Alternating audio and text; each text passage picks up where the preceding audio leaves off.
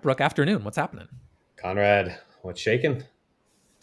I'm probably not doing as good as you are. You mentioned before we hit record that you're seeing the finish line on the college tuition experience for your daughters. That's kind of coming to a close, it seems like, soon enough. I do, yeah. This is my daughter's last semester, so she's graduating a semester early. So we, as my wife says, we just got a pay raise. So feeling good. We have a couple more payments of tuition, and we are done. Feels really, really good.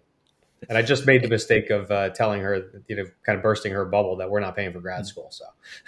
Gotcha. Okay. Well, you gotta have some end limit, date at some point, right? It can't continue on forever, but yeah.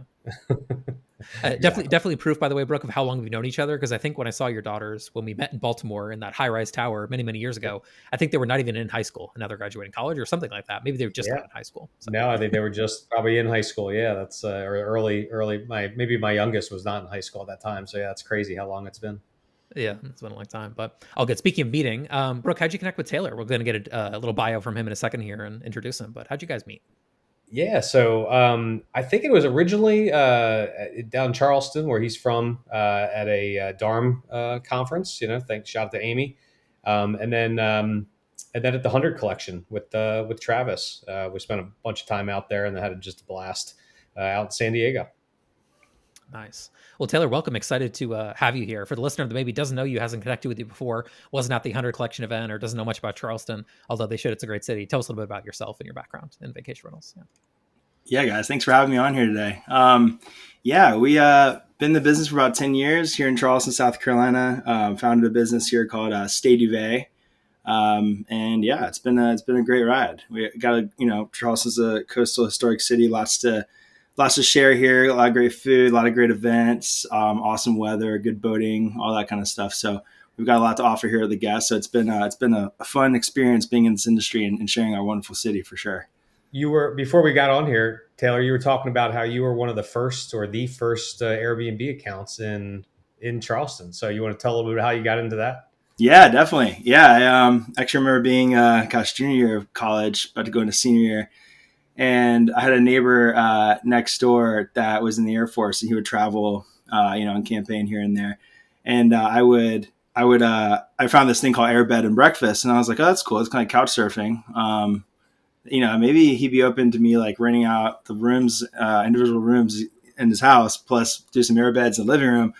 And I'll like whip up some breakfast and, give people golf cart rides and give them an experience and clean the rooms and make the beds. And, between classes at school, that's what I was doing. And we had like 99% occupancy, ended up making him more than he was making in the military. So that's kind of how I sort of stumbled across it and got into the business, and honestly just loved meeting so many cool people traveling into Charleston and giving them, somewhat of an affordable experience at the time, but just like it was a great way to just meet people. It was like having a little hotel right next to my house that I could just like, check in on and stuff. It was cool.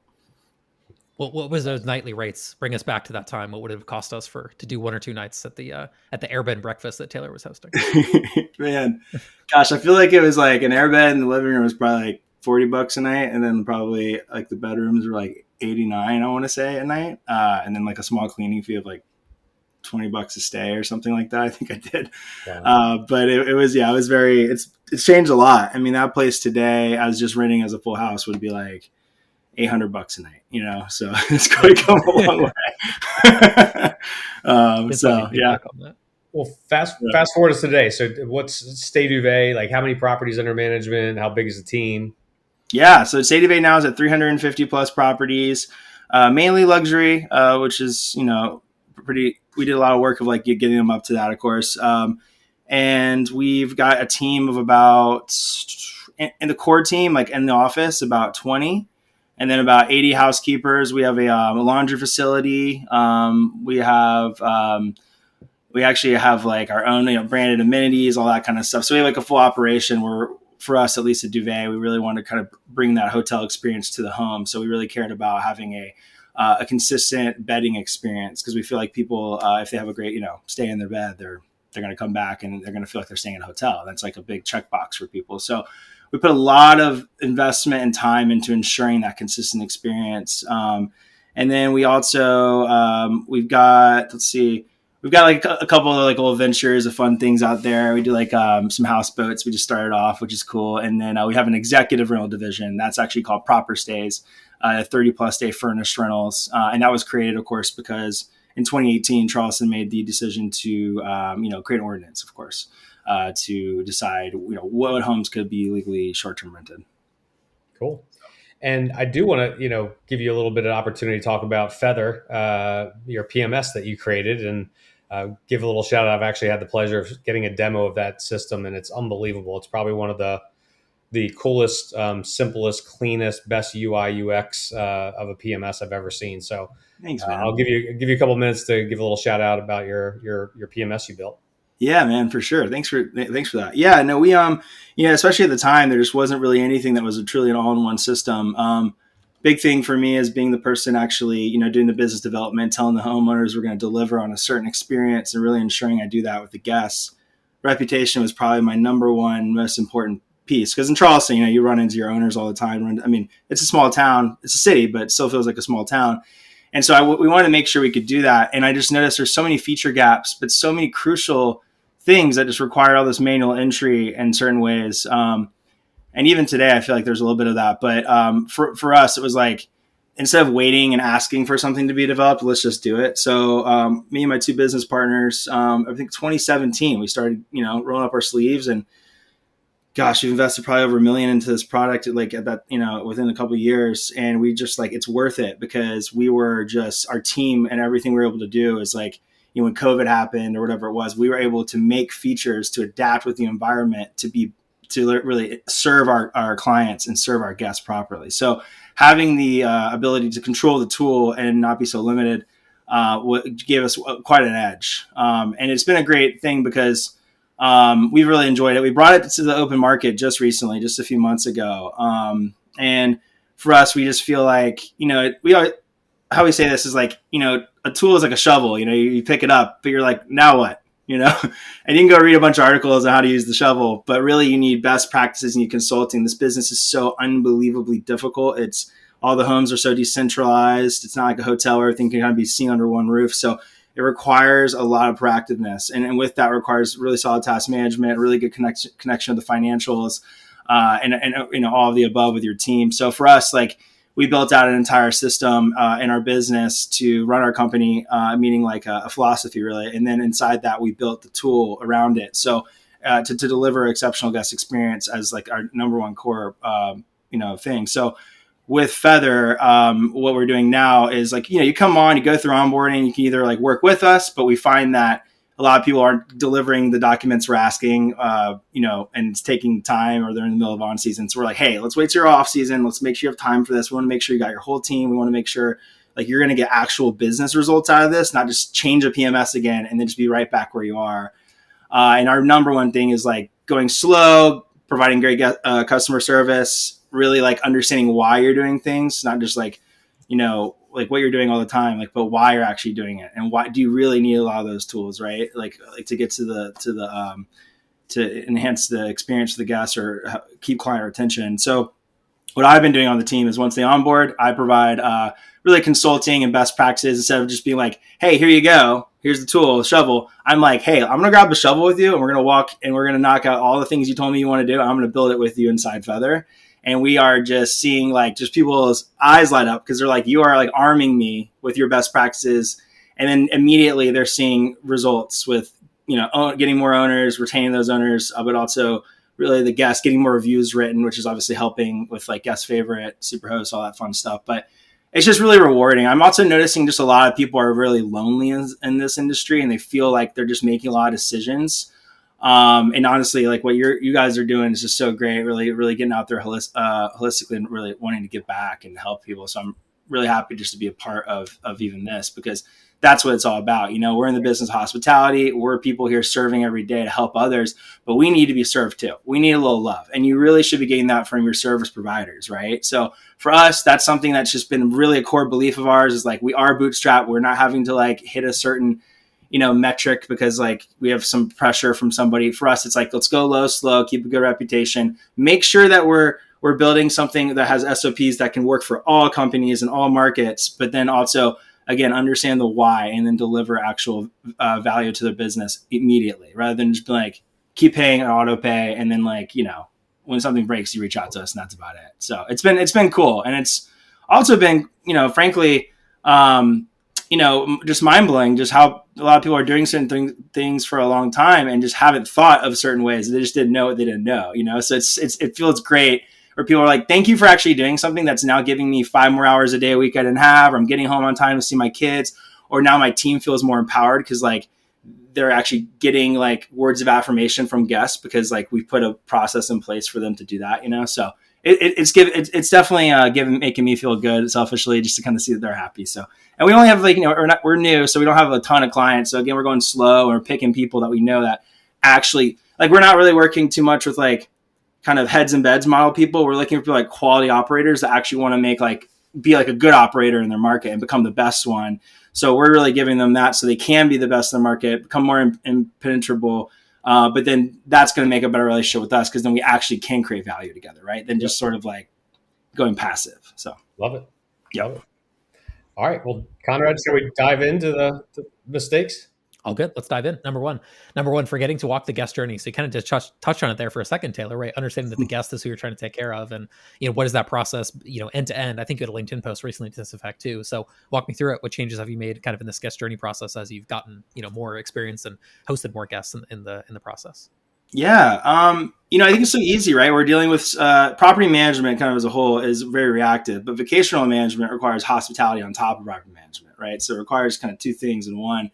And with that, it just means you have a lot more to have to get right to create this, perfect stay for someone who's just there for a few days. So I think that it's very normal for everybody to feel like they're sort of chicken with their head cut off because it is a lot to do and every house is different. And especially as you start to get larger, it can be very easy to just stop looking at what it looks like on the guest side, like actually go on your listings and see what it looks like, go through the booking process. What does the messaging look like to them via text message on, SMS, or via email or whatever it is. I think it took us a few years until, I probably went 2.5 years without even looking at it. I was just like, we were doing with growth and I was just like, and then I realized it's like, I just woke up, I was like, I need to go like book one of my properties and just sort of make sure I'm not missing something. And when I went through, I was like, whoa, I'm getting a lot of messages here. Like I definitely would not want to read that much. I need to make that like a tiny URL clickable thing. We started reformatting that into like kind of more visuals and guides. You're limited, of course, what you can do on OTAs, but we were able to create those links once they booked and just really make the check-in process, the during stay communication and the checkout process and the messaging there as well. Have proper tone and have proper delivery and then also not feel so much like I'm just giving you a bunch of stuff and making it feel automated. Quite frankly, I think that one big opportunity that I'm really excited to see, especially with AI, is I think AI will actually consistently make everything feel more transactional for people and in certain ways. And then people actually will be more impressed by more human interaction. So a lot of what we've done and of course, when you grow a business, you're able to kind of put resources to this, is focus on creating ways to create more value for your guests and have like someone on your team that is like a concierge or guest experience. So a couple of years ago, I was like, hey, the value rating on Airbnb, how come everybody in the market's like a 4.5 or 4.6? Of course, people were raising rates during COVID. So I was thinking, well, that's it. But then I realized I was like, well, value is like kind of different to everybody. It's sort of an interesting word. But then I realized everybody values their time. So then I went through the idea, if I were to book a vacation for all of us here and our significant others, and I want to make sure we all have king beds, I got to make sure we're all going to arrive a certain amount of time, and I got to figure out everything. That's a lot of planning for me to do, and I have my work life. So we decided we would ask guests, why are you coming to Charleston? And inside Feather, we had built actually a way to implement that, where then they were getting a certain specific guest itinerary based off the reason for coming to Charleston. What that did was it proactively created a value. What it did is it made it where, hey, we're coming for like a golf trip, let's say, and now all of a sudden I'm getting an itinerary after 24 hours, or being asked, why are you coming? We say golf trip. 24 hours later, I get an itinerary planning my trip. Well, for me as the booker, I'm going, wow, you just saved me so much time, so much anxiety that I have to pick everything right for me and my crew, and that they're going to be like, Taylor, where did you bring us? I've never been here before, right? So it just was a game changer. We were getting 1 out of every 10 reviews written. I got down to like 1 every 3 or 4 reviews written when we started implementing that, which obviously boosted our listings up and all that. But then we were also getting a lot of great private feedback in the such too. So just sort of going through, creating that value, going through that guest journey, it really also rewards you because you start to realize why you're in this business. You're here to create these great core moments for people. So it's definitely one of the biggest mistakes I probably would say I made, was just like forgetting that. And as we went back into it, then it became a big competitive advantage in our market. Yeah. I love that, right? The persona of a bachelorette party is going to be very different than maybe a golf trip or a family trip. So you custom cater bachelorettes and golfers kind of act similarly, honestly, Brooke, just on the opposite sides of the spectrum of experience. But it might be a little bit different. But this actually, when I read this, when you originally shared these with me, Taylor, it reminded me of how Apple and how they create like experiences, right? They realized the journey didn't just start when someone, bought a computer and turned it on. It began really the moment they even like saw the box, and it didn't end until, obviously even years later when they, they're really into like recycling, the product responsibly and things like that. And so I think there was a quote, like something about Steve Jobs said that opening an Apple product should feel like theater. Even if like there's something great about like if you ever, bought an iPhone, just that box, the way it opens, it's like that. It's not just functional. It creates this like slow tension building, like event, and I heard that they even spent like months testing the friction of the cardboard sliding against the other side of the cardboard to get that perfect moment. And when you just peel off the layer, there's nothing like peeling off that film, on it. So I think they knew the unboxing would be a big event, filmed, probably shared and remembered. So it's like unboxing your first love. It's kind of think you just like want to fall in love with this right away. That is, I definitely feel that way when I open the products. I'm like, yeah, this is nice, Well, it's interesting, Taylor. I was thinking about the concept. I'm sure you've heard this concept before. A lot of people have talked about it of a sleep through. So before you actually send a property live in the OTA, you have a team member actually sleep through the property. But I think you've actually come up with something one better here, which is maybe a book through, like actually book the property on the website or book the property maybe on an OTA platform and go all the way through of like, how do I get the door codes? How does it look like? Let me check in the property. Let me go through this process and actually see, because yes, you'll stay in the property if you do the sleep through concept, but you might miss all those little interactions that people get before they arrive. And that's, to your point, that's a good chunk of how they perceive the value or they perceive the host. Is this person responsive? Do they care about me? Or like you said, am I just another number, in their database, which is how it can feel sometimes, for sure. Yeah. Totally. And actually you just brought up a thought I had to that made a big difference. So how like when a lot of owners will buy a property, they get a home inspection report. We didn't for many years. We're like, wait, why don't we ask for that? We could see like what they said was wrong with the property. And then we could proactively like, because we couldn't sleep in the properties. Not all owners want to, especially the investors. So but you're right. I mean, like having the ability to not only understand that experience right off the bat, but getting proactively going through the property to understand those little quirks is going to, of course, immediately create a great listing with good reviews. Yeah. And, for people who haven't been, I assume this is the case for many of your properties, Taylor, a lot of old properties in Charleston too, that probably have quirks and, have been around forever and, have been renovated or updated many times too. So I imagine that makes it a little more complex than like, your track home community in Orlando, Florida, that they just build new stuff every day. It's a little bit different in that neck of the woods. So. Yeah. For sure. We got properties back in the late 1600s. So yeah, it's a very unique place for sure. All right. Number 2, we'll keep things going. Number 2, not empowering my team beyond the rule book. So early on, there was kind of this idea of a checklist, black and white, binary, yes or no, that sort of thing. And then over time, you realize that there's kind of this unfortunate gray area in processes and systems and people and that sort of stuff. So how do you live with the gray area and not drive yourself crazy today when you're kind of dealing with operations on that side? Yeah. I think people in hospitality, if they can be really good at, of course, having good soft skills, but then really being good at working in the gray area, you kind of have this, like, that's a beautiful hire. You can train them all the hard skills. You can try to get them to understand the black and white, but like you'll have an SOP and it's like, I'm trying to think of an example, but let's just say it's, this is how you handle something when this happens, if this, then that, but then it's like, this person's a late checkout request. Let's say someone wants to check out late, like that sort of scenario. Yeah, exactly. Someone wants to like check out late, but then out of nowhere, like, something happens where like a tree fall. Like this actually happened not too long ago. A tree fell down, literally completely down, and they couldn't exit the property. And you're like, okay, a little bit of a weird thing here. They're like, oh, I don't have any sort of SOP here. But what do you do in that situation? Show like immediately empathy of like, I'm so sorry this is happening. We're going to fix this right away, and just overly communicating and like just working with them to address like that situation. And in that moment of something that seems so, and like, oh my God, I can't believe this is happening to me. They're like, wow, that team handled that so well. And so just like efficiently that like, I don't even know how I would handle that. Do they even have a process for something like that? So I do think that like your team being able to have, an idea of sort of like a black and white thing would be like, if you're not having to refund the guest and the guest is, able to have a good experience, and you're not like, the company's not, it's like something like not losing money, guest is still happy, owner's happy, then just do whatever you got to do.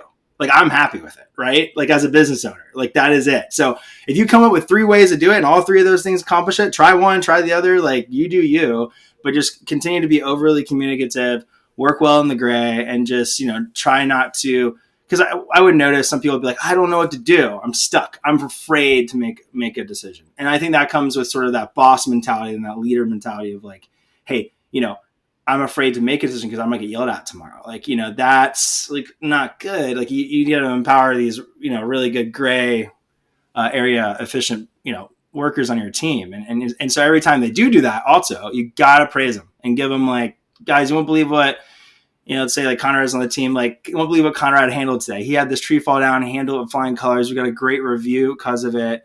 Go Conrad.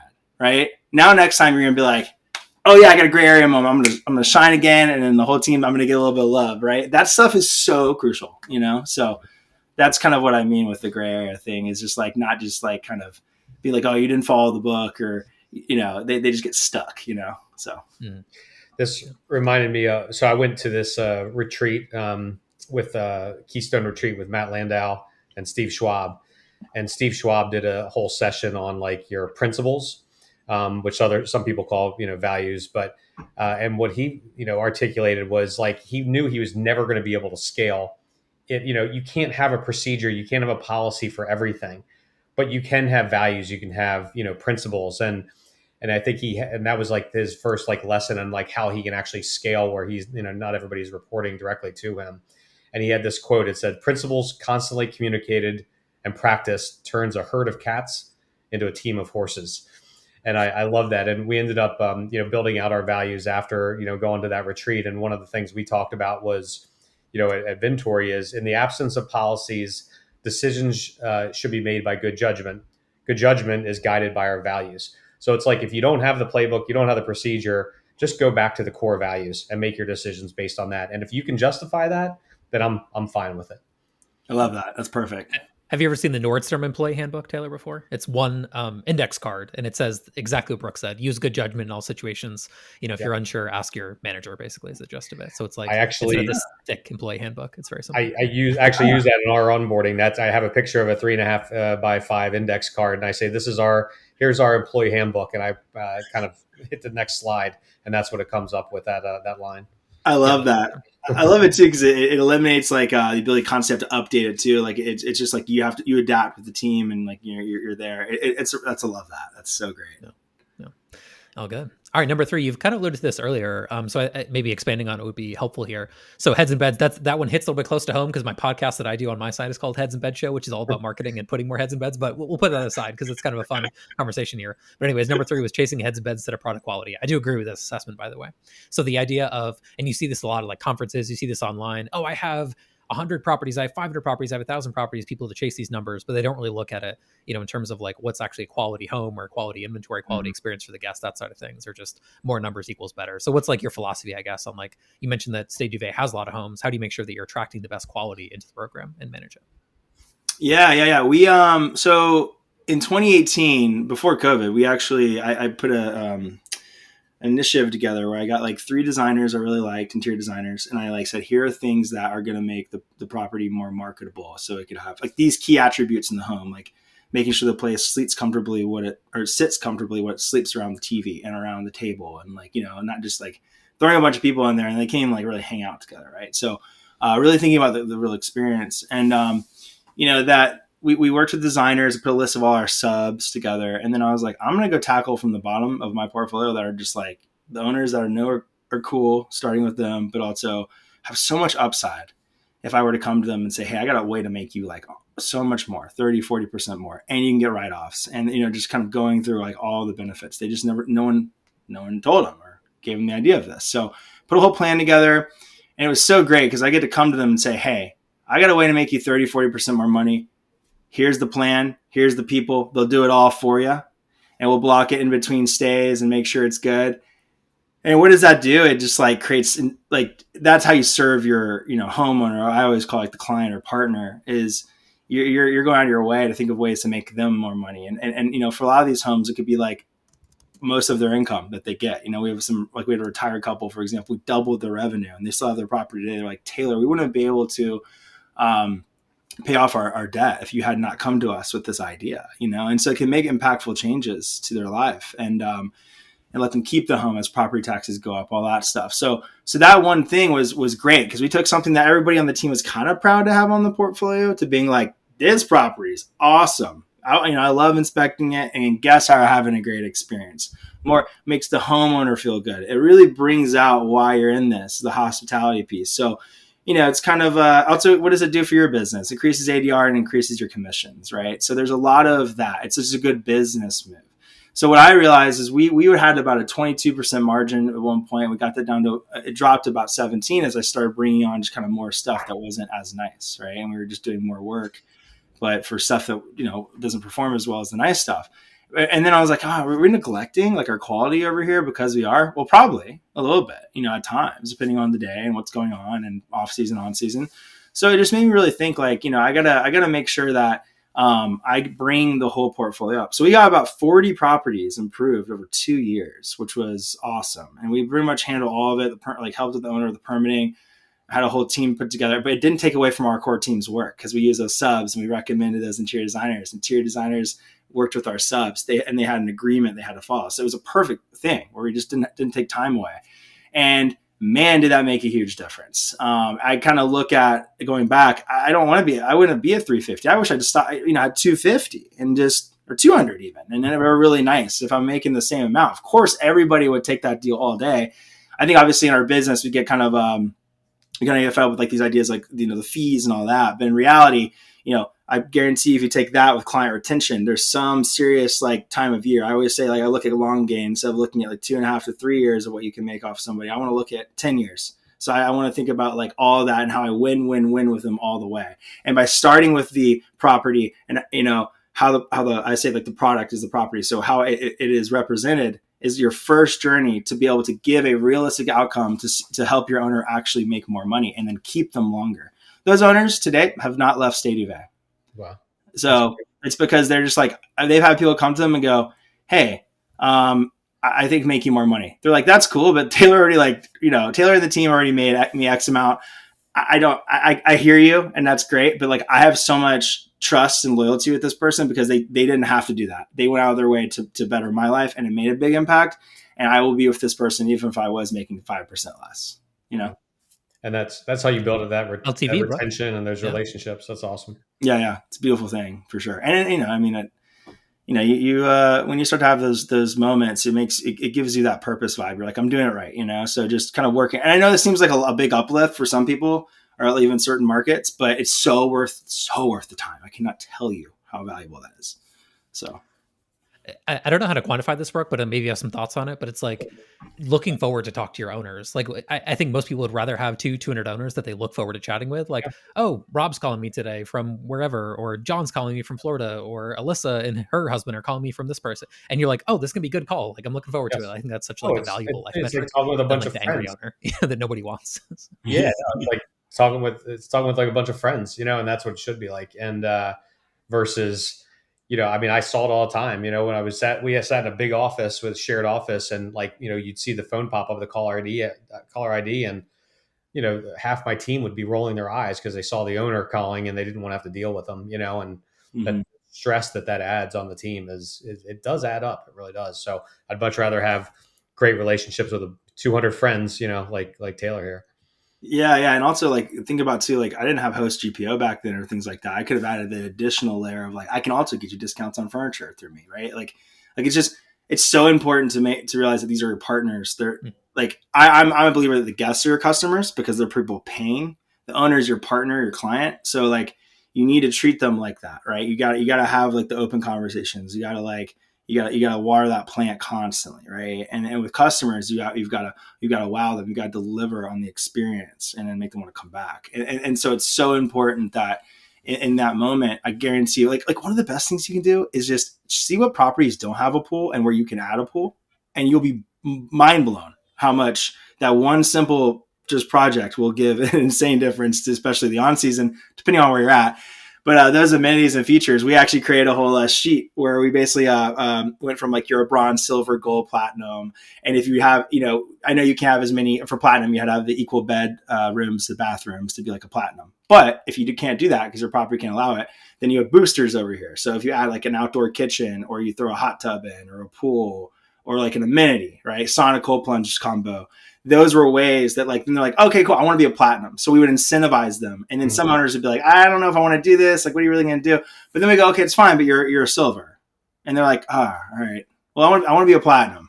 So, and then we would unlock new channels like American Express Travel, Marriott Homes and Villas. We'd use those carrots on a stick to give them reason to invest. And even if, those OTAs don't deliver maybe what you're hoping they might have, I bet you that owner's making more money and is getting booked further out, right, than he was before. So he or she. Love it. Yeah, exactly. Yeah. Well, we kind of hit on number 4. I don't know if we need to add anything extra in here. Up to your thoughts on this one, Taylor. Ignoring the owner fit. So taking on owners that, are upset about fees, or they're just angry about everything. They're not the right fit. They drain energy. They hurt your brand. So I feel like we kind of covered in that last block. But anything else you would say as far as like bad owner? You kind of mentioned good owner stories, but anything on the inverse there that's worth diving into? Yeah, just, if an owner is taking a lot of your team's energy. So every year, no, we would do this actually. We used to do every quarter. We moved to like twice a year, but we'd ask the team, like, if there was one property you would get rid of, what would it be? We wouldn't say owner because we'd want it to be like property specific. So it's like one property or listing, and they would, if there was like this one big, like 100% everybody agrees, we would do it, and it would empower the team to feel like they have control over the product, right, of the company that they're offering all the guests. So that I highly recommend that exercise. I know it sounds crazy. It really works because you don't know all the conversations happening every day and how they're treating the team. And because you're not, with them out in the field all the time and kind of seeing the issues. But, when you offer that opportunity and it becomes a resounding, obvious, like same listing, you then have the conversation and say, hey, we need you to do X, Y, Z. And then if they don't, then you just kindly say, hey, unfortunately, this isn't to our standards. We do have a great reputation. This is like, Stay Duvet is known for great guest experience. And unfortunately, because of the guests and all the complaints we've gotten, we're unfortunately going to have to offboard you on this date. So, I know that could be a hard conversation, but man, I would say almost all the owners we did that with, half of them begged to stay on, and then the other ones left and came back. So, and they improved their property with another manager, and then they realized what they were getting over there and came back. So it works, and it's kind of like you don't know what you have until it's gone. It's the same thing, right? And that's why they are partners, because they're in charge of making sure the product's good. You maintain the product, but you're in charge of the experience, empowering, and the reputation, and be able to scale that properly. So that's a lot you got to do for a very small commission compared to what they're getting. Of course, they have the investment, all that up front. But the reality is you're delivering the experience. You're hitting those revenue marks. So it's important for you to hold them accountable just like they hold you accountable. Yeah, I like that. Yeah, I don't have much more to add. We've talked about this 48 out of 50 of our previous podcast, Taylor. So it's we beat this one to death for sure. Yeah, we call it a greatest hit. We got a list of greatest hits. Let's just say it's a common mistake. Yeah, exactly. This one's a little less common, though, folding into number 5 here, understanding emotional intelligence. I don't know if people kind of talked about this much. So again, we talked about this earlier around like judgment and using good decision-making processes. But again, checklist systems, those are great. Those are important. But emotional intelligence matters a lot. Guests also remember how you feel, not just that you checked a box. So what's kind of your team's philosophy, or how do you hire, I guess, or screen people for emotional intelligence, not just, other forms of, resume checking, if you will? Yeah. Well, so, whenever I kind of made a little post about this actually the other day on LinkedIn, I realized that like a lot of times, someone on your team might be having a bad day, and that guest could also be having a bad day, and, they're kind of punching out your team, and it's really important for you to try, like if you're having a bad day and you're in hospitality, you really should feel like you can tell your team, I shouldn't be handling guests today. Like I need to be, I want to shift with somebody. And that's like means you got a good team, because we all go through life, right? Like something could happen to your family. You just, whatever it is, because the thing is we want to make sure we're serving these guests wholeheartedly. So and putting there, because this could be the one vacation they have all year that they saved up for, right? So we want to make sure we're delivering a great experience. And when they're upset about something, they might kind of be punching at you. What I have found to be true almost every time is let them, because then what happens is they'll sort of calm down, like anybody will. And then eventually you work. I have this acronym basically called ACT, where it's apologize, clarify, and then transform them. And that's the way we process the team. So you of course apologize so they feel like disarmed, and you clarify and listen to kind of what the issue is, and you try to transform them into being happy or understanding, hey, you're on vacation, go have dinner tonight, enjoy yourself. What can I do for you? Right. But the thing that I find is that this only works if you have the emotional intelligence to know that there's light at the end of the tunnel, right? Through this horrible, very, people are naturally fight or flight defensive mechanism. So it's really important to know that there's always, I want to say this, always light at the end of the tunnel with this, because they're on their vacation. And as you work through it and you show them that you're servicing them and taking care of them, they feel served. And that is a core human element, a beautiful thing. And people feel that. Now, they will go to bed. Their dopamine will reset. The reset button happens, right? They wake up. They feel most of the time a little like, I could handle that a little bit better. It could have been nicer, but, they might not admit it. So that's when you take the additional, you add in the task management system, follow up with guests in the morning, and you reach out to them and say, hey, I just wanted to check in on you, make sure everything's good still. Hope you had a great night at the restaurant I recommended. And what this does in that moment is when they were at their weakest, you had their back. It is fundamentally the best thing you can do in any relationship in life. It's not just hospitality. It's just good relationship building. And in that moment, they will forever subconsciously remember you and your brand, because you were there when they were weak, and they will come back and always, always remember that. That is the power of brand loyalty, and that is the power of hospitality. So like in that moment, that's what I want people to understand, is having that emotional intelligence. You then get to then the next day after you dealt with all that person most of the time goes, I'm sorry I treated you that way. You guys are so amazing. And I guarantee they write the most amazing review you've seen on that listing. So embrace those kind of moments, go through it, understand this is why you're in this business. What is it? You're turning those lemons into lemonade, but now you're like drinking the lemonade with the guest. You're like happy together, and that's what's going to make you want to keep doing it the next day, because you're going to realize what you do, it has value and purpose. So, yep. I think, who was it, Conrad? Was it Andy Newman that talked about how like usually the best opportunities you have to actually make get a positive review is when you actually take that negative and you turn it into a positive. Like that's really where you get that real loyalty. I think so, right? Because it's like if you had a negative experience, then it's like the rebound, I think, matters quite a bit. And I've had this happen. I have a client who does a touch point, like I think it's like 4 hours or 8 hours after they check in, as long as it's not the nighttime. I don't know exactly how their PMS does it, but it's something like that. And when there is a problem at check-in, you would think like, oh God, it got off on the wrong foot. It's going to be hard. And if it's something small and you fix it quickly, it actually makes them super happy. Like, oh, there was like somehow there's no towels. And then you react like, oh my God, there's no towels. What the heck? I'm going to roll a truck out to you right now with 10 towels on it. Like that's egregious. And like you get in that boat with them and you're just like, let's solve this problem together. You roll over the 10 towels to them and like, oh man, thank you. I needed 4. It's like, yeah, well, I put more in there because that was bad. My bad. And then they're actually really happy. So it's strange how we act that way, but I think it's very true. Yeah, for sure. Nice. Well, cool. All right, we'll keep things moving. This was a little bit different one. Again, these were a little bit more novel to us. I wouldn't say a lot of people said this one. Usually you see it as a good sign, right? Launching homes. So number 6, to be clear, was launching homes too fast. So rushing listings live. Hey, just iPhone photos, or all the furniture's maybe not in, everything's not perfect. You launch it and sure, it's live, but maybe it doesn't get a lot of bookings right away because it's not putting your best foot forward. It's not putting the property in the best light. So what's kind of your process now for going live? What have you learned kind of in this process of getting a new listing live so that it does succeed out of the gate?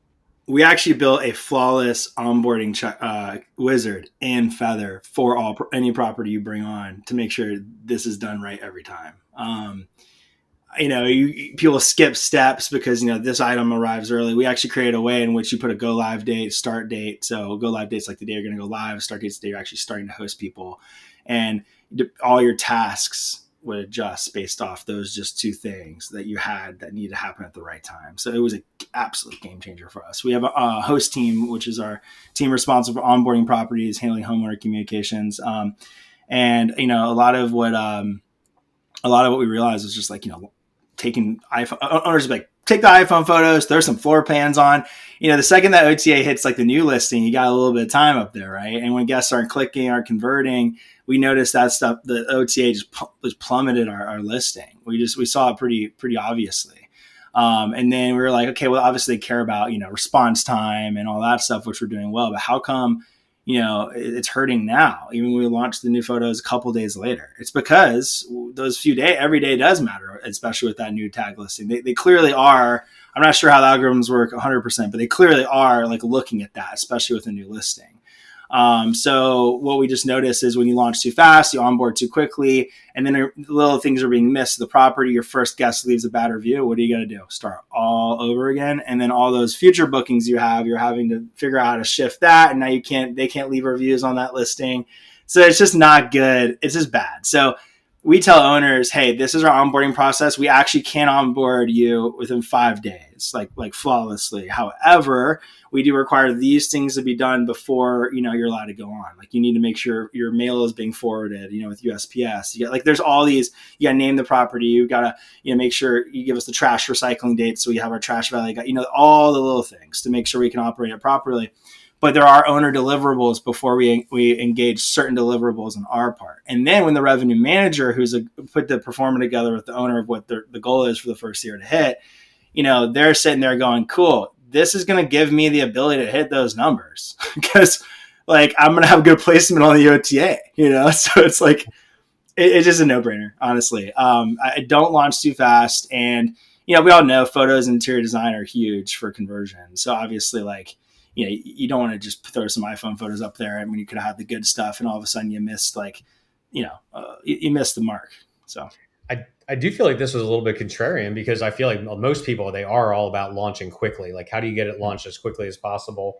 But I guess it goes back to your ethos, Taylor, what you talked about before. It's like, you're in it for the long game here. You know what I mean? This is not a short game. This is for long. You want to build long relationships, and that's why a lot of these owners have been with you for years and years and years.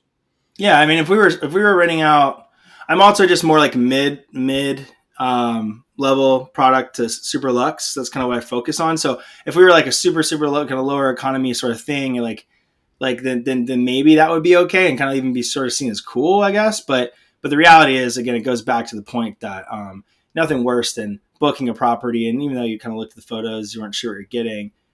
Guests are going to be like, oh, I didn't expect this. I didn't expect that. I was thinking of it this way. Like, every guest assumes a property when the photos is going to be like this when they arrive. But in the reality, they get there and they're like, this wasn't at all what I thought it was going to be. You want to eliminate that as much as possible.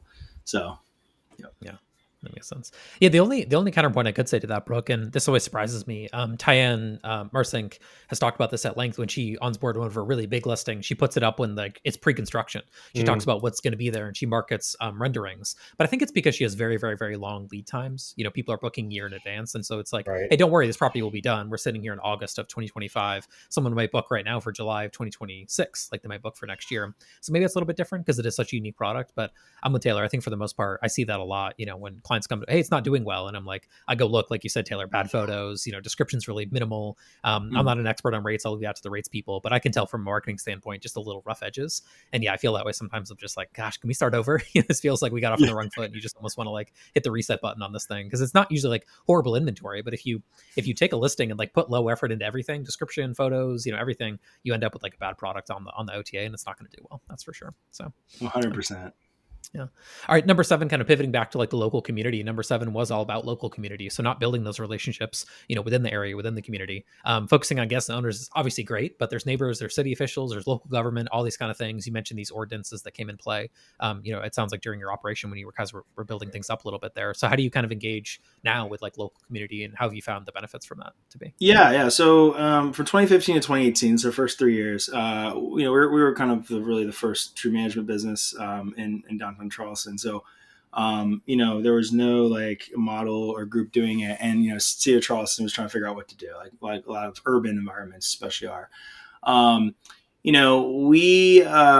ordinance started coming into play and it was kind of freaking me out. I'm like, am I about to lose my whole business? And I just had all these owners furnish their properties and, it freaked me out. And I realized I was like, there's just those few people that are, that are hosting incorrectly. They're bad hosts. They're just putting the lockbox in the door and then just like not answering the neighbor when there's an issue.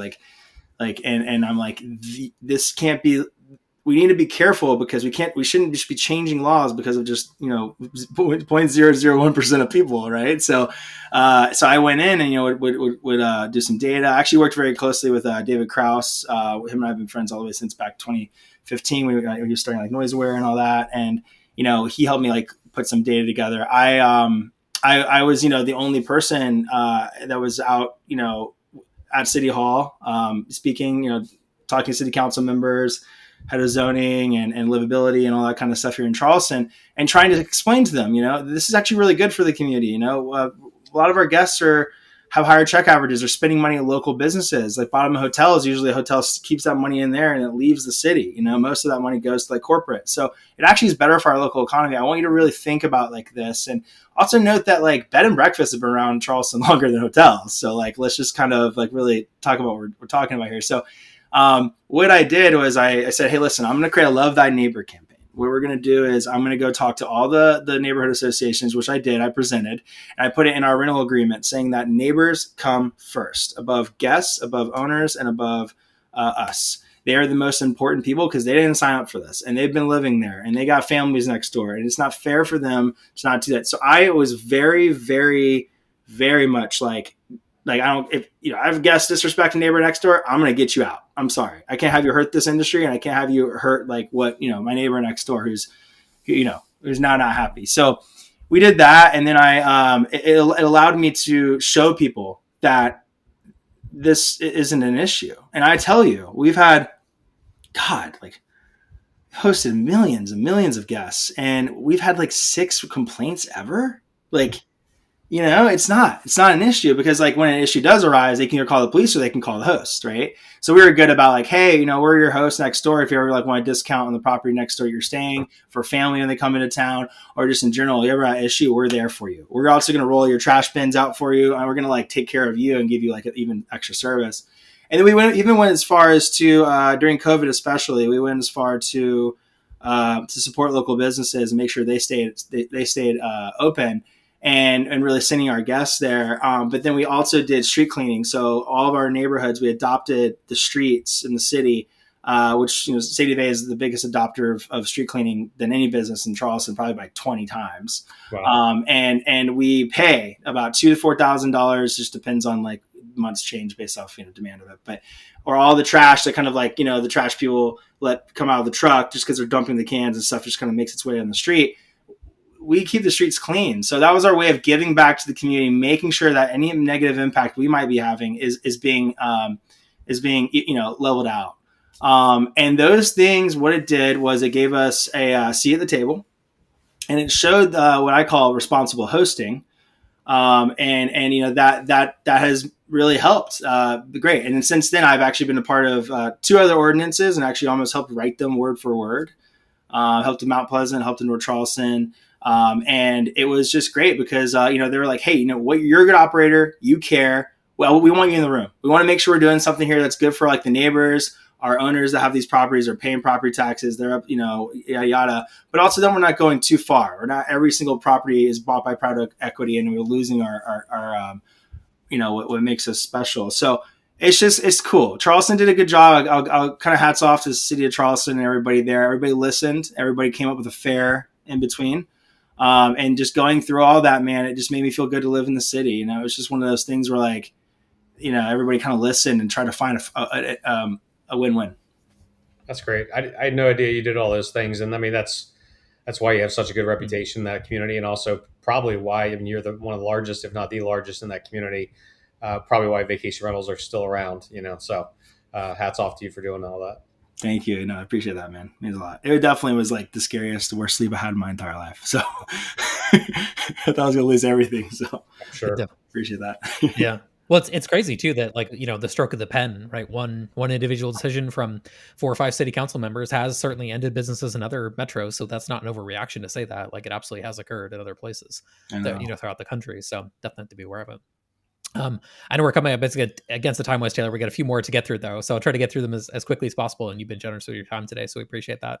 Number 8, defaulting to refunds instead of experiences. So when things go wrong, maybe in the past it was like, hey, I'll give you back a free night. We kind of figured out a path there to an experience thing. So this is like gift card to a local restaurant. Like walk me through how that works on that side of things. Yeah, going back to kind of make this one quick, going to the value thing of giving people time and hooking them up with experiences. We have probably a list of 20 plus restaurants in Charleston you cannot get a table at, where they actually have tables set aside for Stay Duvet for these situations. They just don't have it on an open table or resi, but they know their check averages are higher than anyone because they're on vacation. It's a big group, whatever.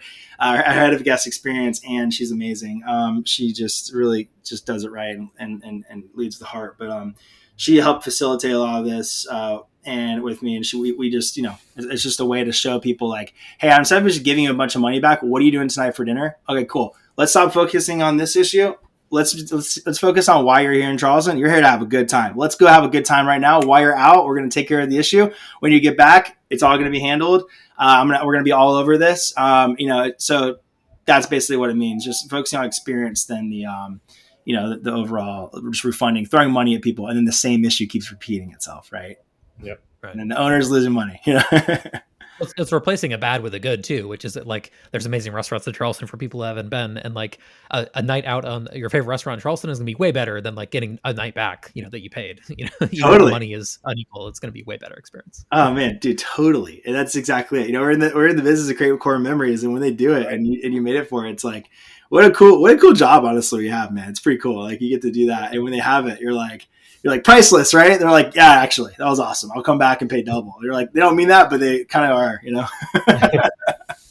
Well, Conrad, if you remember, I think Debbie Lipscomb with Eastern Shore Vacation Rentals, she said the exact same thing. She said it's easy to just give money back, but it really doesn't solve anything other than getting them off the phone, right? So she started doing the same thing and discouraging refunds and really, offering experiences. So they would do like a sunset cruise, that deliver kayaks. They even do like crab feast.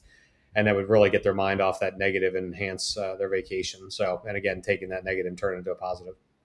Yeah, love that. All right, number 9, enduring private feedback and 4 and 5 stars reviews. Excuse me. I've actually done this before, Taylor, so I'm curious how you handle this. I've left a 5-star review for a guest. I don't often book on Airbnb, but when I do, if I see things that can be improved, I leave some feedback there. I'm always curious if it actually does help people down the road. But I'm like, I'm in the industry. I'm not going to give you a bad review, even if I had kind of a experience. I try not to ever do that. But at least some feedback in there. So how do you guys handle that when you get that private feedback? How does it get actioned, I guess, in the company? Basically this whole thing with the private feedback and everything is this is actually a game changer, right? You have in Feather, we actually built a review module, and I wanted to make sure it was attached to tasks for this main topic.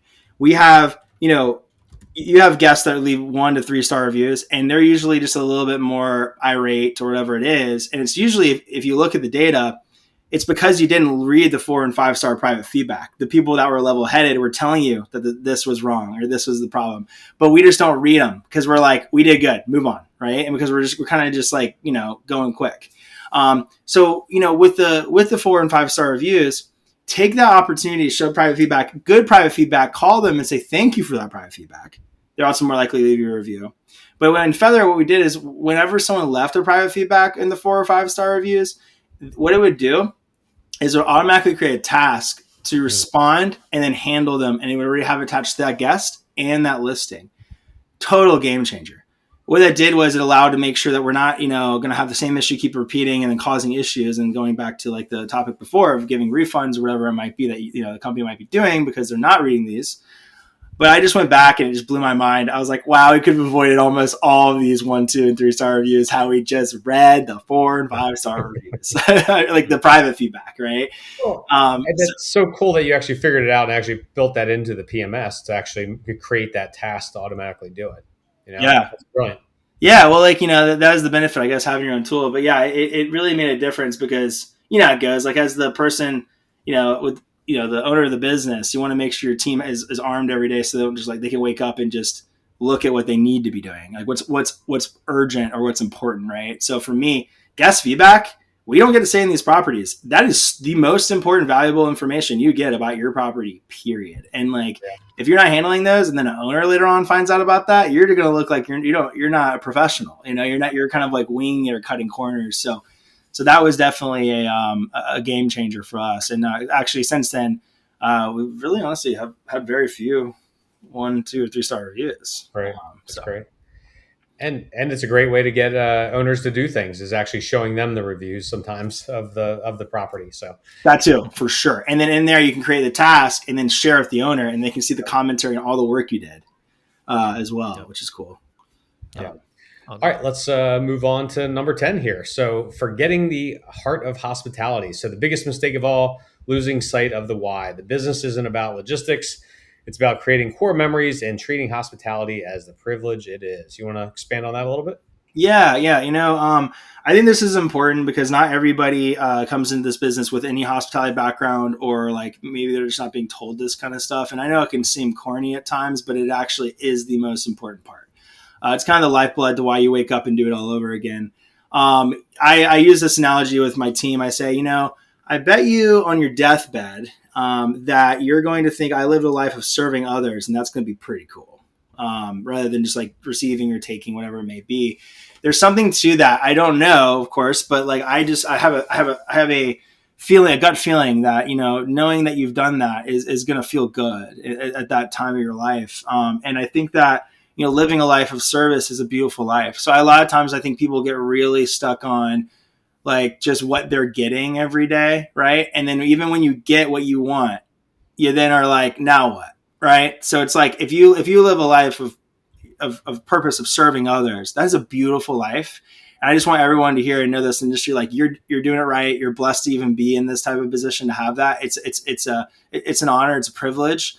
And just like know that when you have a hard day, it's like, how cool is it that you get to make someone else's day special? And that's just kind of keeping that going, I feel like we just need to, it's like therapy, we just all need to know that what we do every day does matter, and just remember to keep, leading with heart, and what, always treat every single guest like they would be your family, your best friend that you're hosting. Just always try to look out for them and care. So. That's great, man. And I tell you what, knowing you the last couple of years, that's not lip service. That's authentic. That's legit. That's who you are. It's in your soul. So you are definitely the heart of hospitality there. So appreciate you and everything you've done for this industry. But we've got one last question for you, and it's if you could go back in time and give your 25-year-old self a little bit of advice, what would it be? My 25-year-old self.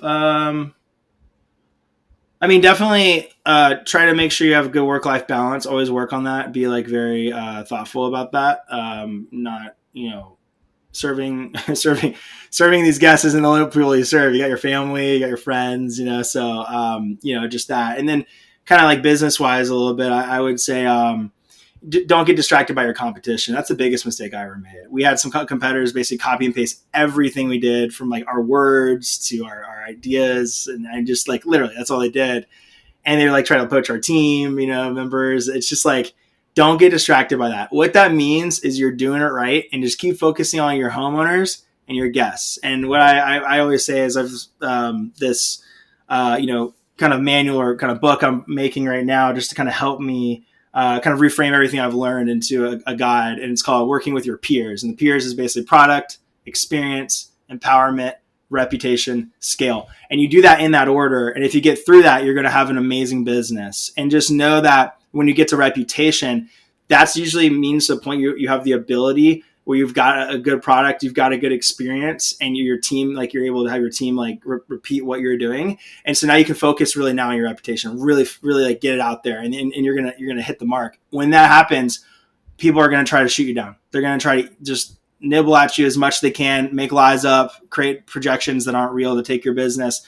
You're not the only one that deals with that. That is pretty normal, and they're just trying to like, I guess, do what they do. Keep your ethics strong, focus on what matters, and just keep being hospitable to others. And if those people leave you, they'll probably come back. And if they don't, well, others will come. So just remember that. That's great. Well, it's a great way to end it right here. So, Taylor, if somebody wants to get a hold of you, what's the best way to reach you? Yeah.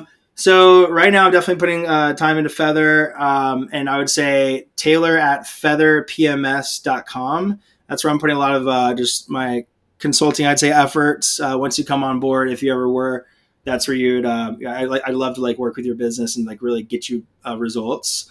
But even if you don't, happy to talk. I really holistically care about this industry and everybody in it. So just hit me up. I'd love to jam and just meet you. And if you ever come to Charleston, let me know. Let me grab a lunch or something. So, and thanks for listening. And thank you, Brooke and Conrad, for having me on this. And thank you for everything you guys do for the industry. It's really great to watch and follow. And just like, I'm blessed to have other people out there that really care at the level you guys do. Keep up the great work. So appreciate that. All right. Well said. Well, Taylor, thanks for having us, and we'll talk to you later. See ya. Thanks, guys.